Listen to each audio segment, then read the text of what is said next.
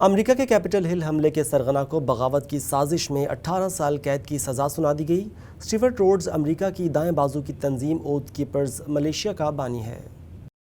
امریکہ میں 2021 میں کیپٹل ہل پر سابق صدر ڈونلڈ ٹرمپ کے حامیوں کی جانب سے حملے کے مقدمے میں حملہ آوروں کے سرغنہ اسٹیورٹ روڈز کو 18 سال قید کی سزا سنا دی گئی۔ اسٹیورٹ روڈ کو بغاوت کی سازش سمیت سیکیورٹی اداروں پر حملے اور توڑ پھوڑ کے الزامات کا سامنا تھا۔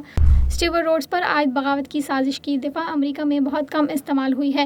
حملے کے وقت اسٹیورٹ روڈز کیپٹل ہل سے باہر تھا، تاہم اس پر الزام تھا کہ وہ پارلیمنٹ کی عمارت پر حملہ کرنے والوں سے رابطے میں تھے۔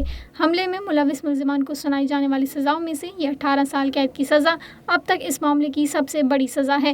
پروسیکیوٹر نے عدالت سے 25 سال قید کی اپیل کی تھی۔ 6 جنوری 2021 کو کیپٹل ہل پر حملے کے الزام میں 1000 افراد کو گرفتار کیا گیا تھا۔